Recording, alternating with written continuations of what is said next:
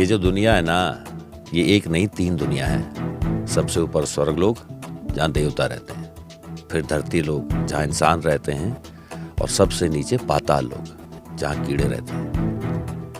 वैसे तो ये सब शास्त्रों में लिखा है, लेकिन मैंने व्हाट्सएप पे पढ़ा। इस एज पर मैं यहाँ पहुँचना चाहता हूँ, इस एज तक मैं वहाँ पहुँचना चाहता हूँ, कुछ तो होगा ना? नहीं, ये ऐसे थोड़ी, ऐसे कौन सोचता है? मुझे अभी फिल्मफेयर बड़ा अवार्ड इस एज पे मिलना है, नेशनल अवार्ड? नहीं, मैं मुझे सारे अभी चाहिए। ऐसा क्या उस वक्त में क्यों? मर गया तो 4 दिन बाद, तो ये कोई बात हुई? आज भी मैं बिजनेस क्लास उड़ता हूँ तो मुझे लगता है मजा आया। It's good. Little bit of nervousness also कि दिस कुड गो। नर्वस कुछ नहीं इस बात को लेकर। अरे वाह, आप यहाँ जेट खरीदने की सोच रहे हैं आप? शाबाश। Do you want to do any of those typical romantic films, you know, like TDLJ, कुछ होता है? कोई लेगा नहीं मुझे, मैं तो करूँगा। मुझे लगता है संवेदनाएं ना रखनी चाहिए समाज में, थोड़ी एम्पैथी। सामने वाला बोल रहा है कि मत करो ना, तो फिर मत करो, क्या दिक्कत है? क्या हो जाएगा वो फोटो नहीं खींचोगे तो? क्या हो जाएगा वो कमेंट नहीं करोगे? कुछ बदलेगा? पर नहीं, आपको चुल है कि आपको गालियां देंगे DM में, UM में। आप एक बार पूछो भाई क्या हो गया? अरे sir thank you for replying. आपका रिलेशनशिप कैसे थे आपके फादर के साथ? टीनेजर बच्चे थोड़े से गधे होते हैं, हम सब रहे हैं। उनको नहीं समझ में आ रहा होता, वो अपनी, उनको लगता है कि क्या पता है इनको। उनको लगता है कि जो दुनिया उनके सामने खुल रही है वो बहुत बड़ी है, और इसका एक्सपोजर हमारे से बड़ी जनरेशन को नहीं है। ऐसा होता नहीं है, पाप है वो, सब उसको सब पता है।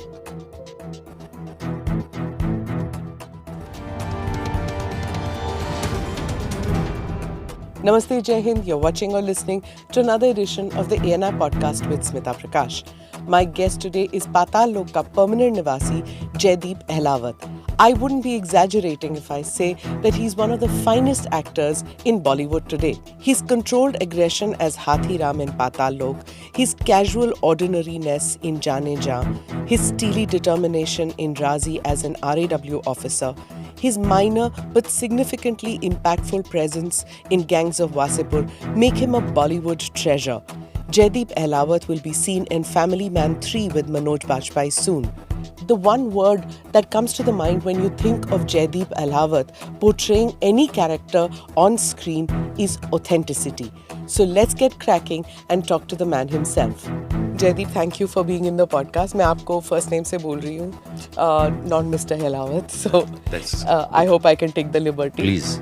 जी, you know, आपका पाताल लोक सेकंड सीजन जब आया तो मैं 2-3 दिन मैंने देखा नहीं, क्योंकि मुझे ना ये सीक्वल या फिर रीमेक उनको देखने में थोड़ा डर लगता है कि it will take away the magic of the first, है ना? तो वो थोड़ा सा फीलिंग आ, जैसे I guess it's unfair, but चाहे बंदिश बैंडिट्स हो या मिर्ज़ापुर 3 हो, मिर्ज़ापुर 3 देख के तो मेरे को इतना गुस्सा आया कि इसमें तो your strong point is Pankaj Tripathi, और उसको गूंगा बना के बैठा दिया आपने, and you taking the magic away, you know. So कुछ ऐसे सीक्वल्स होते हैं. So I was like very worried, और मैं रिव्यूज़ देख के नहीं देखती बिकॉज आई फील कि it's not fair. But I just felt this is one thing that पूरा इमोशनल स्पेक्ट्रम आ जाता है. सैडनेस भी, हंसी भी, दुख भी, घिन भी होता है 1-2 सीन देख के कि why, you know, like why did this happen. और फिर राइटर्स पे भी गुस्सा आया कि यार ये इस बंदे को क्यों मारा. I am not taking away spoilers, नहीं निकाल रही कि किसको मारा, बट इसको क्यों मारा. This was the strength was this relationship of season 1. I want this relationship to continue in season 2. अब इसके बदले किसको लेके आओगे? हाथीराम का इसके साथ जो वो था, वाइब था, वो इतना बढ़िया था, क्यों हटाया, you know. So then I realize that this is the best thing about the serial is कि जो व्यूअर को एक प्रोप्राइटरी इंटरेस्ट हो जाता है शो के साथ कि भाई ये मेरा शो है, मेरा भी हक बनता है ये फीलिंग होने में और ये फीलिंग एक्सप्रेस करने में. आपको भी लोगों ने कहा इस शो के बाद कि बिल्कुल भाई तूने इसको क्यों मारा, भाई तूने इसको क्यों नहीं मारा? नहीं, वो बहुत सारे सामने से भी सवाल हुए, फिर सोशल मीडिया पे भी लोग पूछते हैं कि भाई यार ये क्यों किया. तो मैं बोलता हूँ कि यार ये सुदीप भाई से पूछो, सुदीप शर्मा ने बनाया है, मैं सिर्फ हिस्सा उसका. क्योंकि मुझे भी शौक लगा जब मैंने पहली बार स्क्रिप्ट पढ़ी और उन्होंने कुछ नहीं बताया था मुझे कहानी को लेकर, डायरेक्ट स्क्रिप्ट भेजी थी घर पे. और जब मैंने पढ़ी तो मुझे ब्रेक लेना पड़ा. फोर्थ एपिसोड के बाद मुझे थोड़ी देर के लिए समझ नहीं आया कि आगे क्या होने वाला है. तो मैं 15-20 मिनट बस लेटा रहा. उसके बाद मैंने 5th एपिसोड शुरू किया. तो ऑफकोर्स वो शॉक के साथ आता है. बट मुझे लगता है कि जिस तरह से सीजन 1 जहाँ से शुरू हुआ था ना वो ऑलरेडी एक किसी कहानी का मिडल जैसा है। ऐसा लगता है कि कोई आदमी एक भंवर में फंसा हुआ है, बीच में कहीं खड़ा है, अटक गया है, और वहां से उसकी जो जर्नी है वो किसी एक पड़ाव तक पहुंचती है कि अच्छा हाँ अब उसकी कम से कम जो उसकी जो आंतरिक जो व्यथा है या जो लड़ाइयाँ हैं वो खत्म हो गई हैं। तो अभी सीजन 2 में वो एक थोड़े पीस के साथ, बेशक वो सैड पीस है पर एक पीस के साथ आगे बढ़ता है कि ठीक है यार जो जैसा है वैसा है। मैं अपनी जगह पे खुश हूँ, मैं अपना काम करता हूँ, बच्चा ठीक, बच्चे के साथ रिलेशनशिप ठीक है, वाइफ के साथ बेटर हो गया है, आसपास के लोग जितने जो उसको जानते हैं उनको ठीक लगता है। पर अब अगर इस टेक को बड़ा करना है, अगर हेल को बड़ा करना है, पाताल लोक को और बड़ा करना है, तो वो कहाँ से आएगा?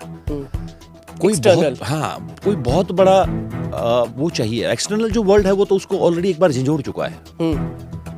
Season 2 is more of very internal fights with the situation, उसको जगाने के लिए, उसको खड़ा करने के लिए। और उस हद तक जहाँ हाथीराम ये बोले कि यार मेरा हो गया है, विर्क को बोलता है एंड एपिसोड में कि मैं छोड़ रहा हूँ बस।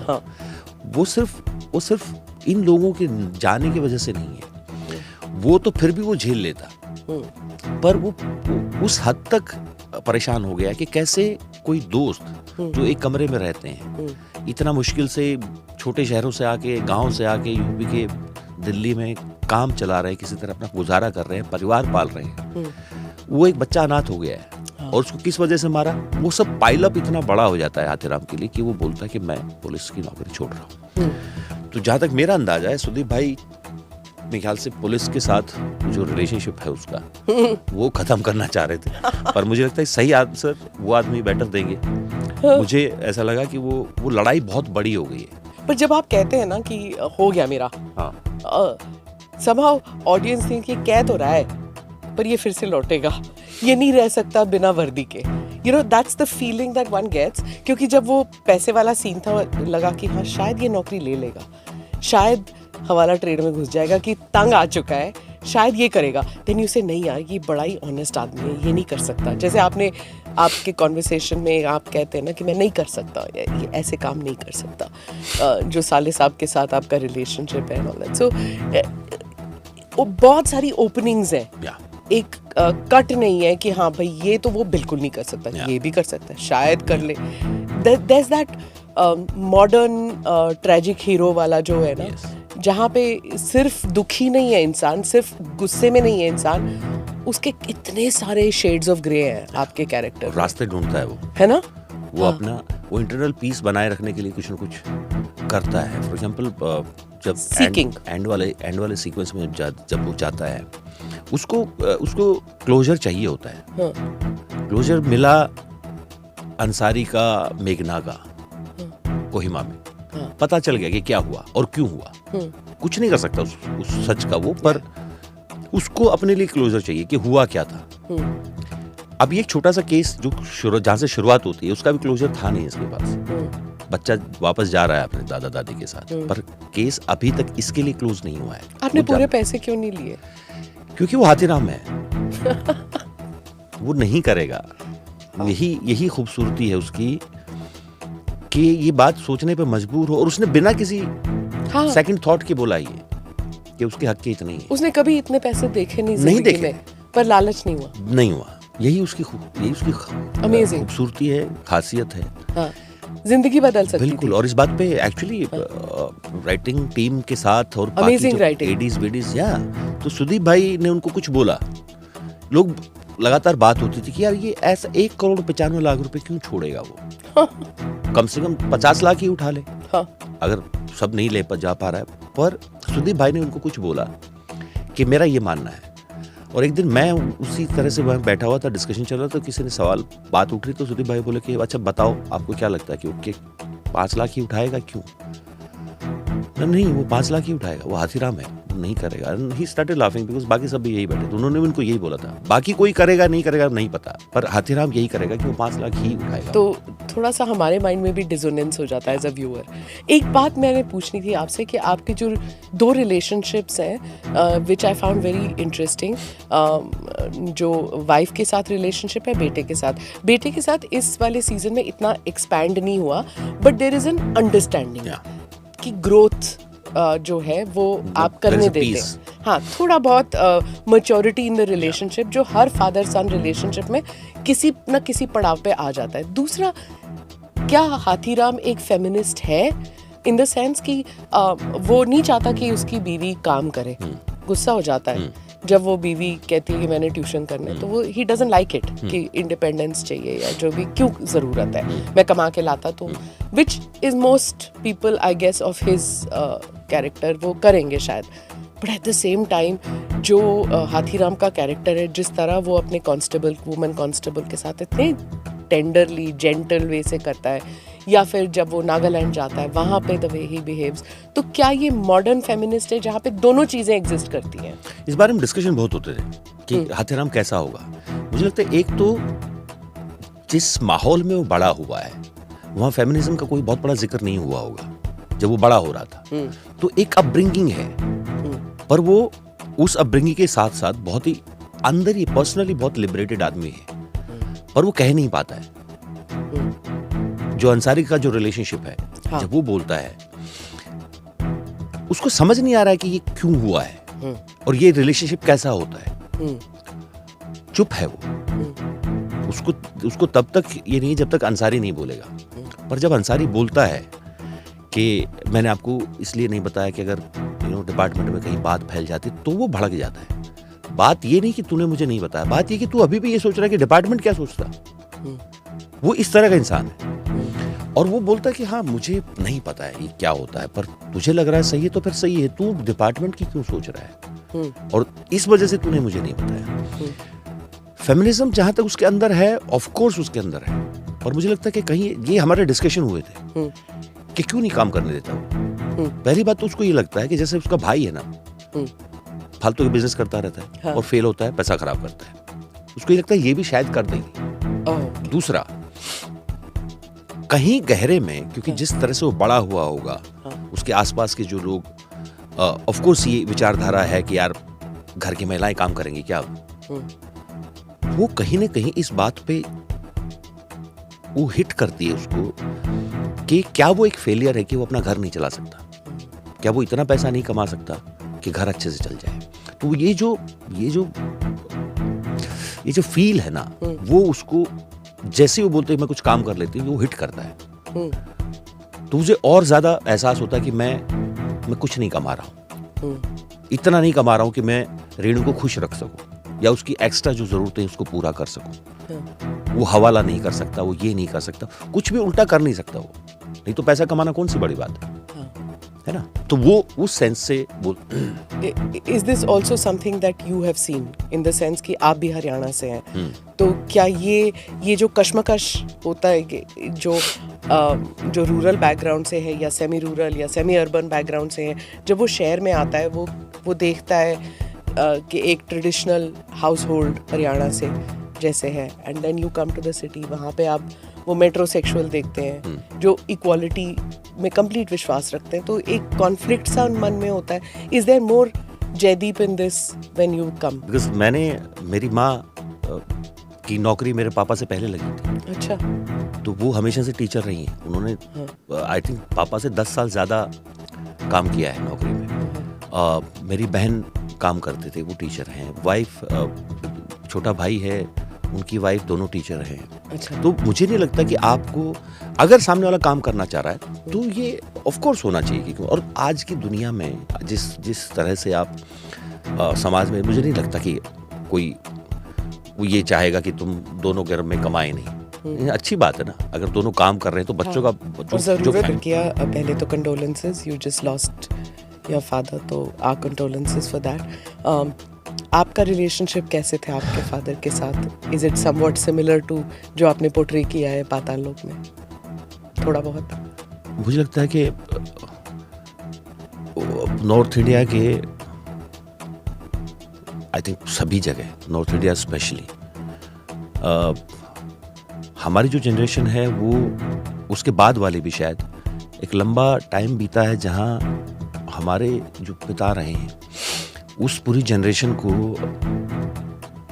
प्यार जताना नहीं आता था, ना बोलने से, ना किसी फिजिकल जेस्चर से, और जो टीनेजर बच्चे होते हैं जैसे पाताल लोक में है सिद्धार्थ, वो बहुत ही ज्यादा अकेले होते हैं। उस उम्र में उनसे माँ से वो बातें नहीं कर सकते, उतनी ज्यादा बड़े हो रहे होते हैं, हार्मोनल चेंजेस हो रहे होते हैं। पिता हमेशा से थोड़े से, सबके ही, मैंने तो जितने देखे सबके ही ऐसे रहे हैं। हाँ ठीक है, अच्छा हाँ, खर्चे के पैसे ले लिए, टाइम से स्कूल कॉलेज चले गए, टाइम से वापस आ गए, ये सब बातें, इससे ज़्यादा कुछ खास नहीं समझ में आ रहा होता। वो अपनी, उनको लगता है कि क्या पता है इनको, उनको लगता है कि जो दुनिया उनके सामने खुल रही है वो बहुत बड़ी है और इसका एक्सपोजर हमारे से बड़ी जनरेशन को नहीं है। ऐसा होता नहीं है, बाप है वो, सब उसको सब पता है। तो कुछ सालों तक वो खिंचाव रहता है, पर थैंक गॉड वो बहुत लंबे टाइम तक नहीं हुआ, क्योंकि मुझे एक टाइम के बाद ये समझ में आ गया था कि यार ये जो गैप है, ये इसको भरने का हक या जिम्मेदारी मेरी भी तो है। तो मैंने उसको पुश करना शुरू कर दिया था एक टाइम के बाद कि नहीं ये नहीं होगा, अभी मुझे जाके गले मिलूंगा इनसे। ऐसा नहीं कि दूर से नमस्ते पापा कह के का बात खत्म कर दी। तो जब कॉलेज से वापस जाऊंगा सैटरडे संडे को, जब भी क्योंकि रोहतक में रहने लगा था, तो मैं जबरदस्ती जाके गले लगता था। तो वो भी थोड़े टाइम के लिए वैसे थे, अरे ये कहाँ से शुरू हुई ये बात, बट देन आई गैप भरा मैंने। इसमें भी आपने वैसे ही किया। आई नोटिस दैट एक छोटा सा इंसिडेंट था कि बेटे की गर्लफ्रेंड का नाम आपको याद होता है, रेणु को याद नहीं होता, विच वाज वेरी इंटरेस्टिंग कि वो सेंसिटिविटी आप में थी कि आप जानते हो कि दैट आपका बेटा किसकी तरफ उसका झुकाव हो रहा है, किस लड़की की तरफ। माँ के लिए सेपरेशन एंजाइटी, बिल्कुल, पर बाप में सेपरेशन एंजाइटी नहीं होती जब girlfriend? I don't think so. ऐसे क्यों होता है पता नहीं, मुझे ऐसा जितना मुझे लगता है कि ये जरूरत है, बाप को सिक्योरिटी की चिंता जरूरत है कि अरे यार ये काम कर ले, पहले कुछ जॉब कर ले, उसके बाद ये सब कर ले, वो जरूर होता है। क्योंकि वो एक दोस्त है हमारे जाकिर खान, उनका कहना था कि उन्होंने कहीं कहा था कि हमारे माँ बाप जो है ना, हमारी लाइफ में जो पैशन है, जो हम करना चाहते हैं उसके अगेंस्ट नहीं है, वो बस हमें गरीब नहीं देखना चाहते। तो ऑकवर्डनेस हो जाती है। हाँ, कि तू अपने पास रख, डोंट टेल। बट जैसे आप जब characters, you know when I interviewed Manoj Bajpayee, when I interviewed Pankaj Tripathi, ये जब ये गांव के जो कैरेक्टर्स हैं उनको बखूबी निभाते हैं वो, इवन नवाजुद्दीन सिद्दीकी, क्योंकि दे कम फ्रॉम स्मॉल टाउन्स।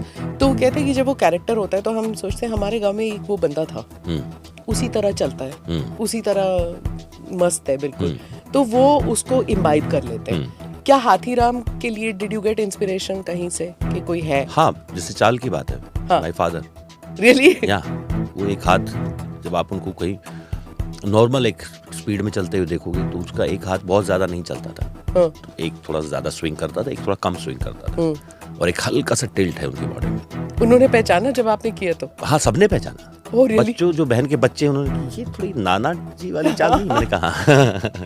और सेकंड सीजन में तो और ज्यादा रिलेट कर पा रहे थे क्योंकि अभी ये हुआ था बहुत ज्यादा। तो और वो भागने का स्टाइल, अभी जब आप चोर के पीछे भागते हो, even in this episode like यार ये पकड़ नहीं पाएगा बंदे को। वो तो खैर वो न्यूज़ एशिया से मनीष शर्मा की रिपोर्ट।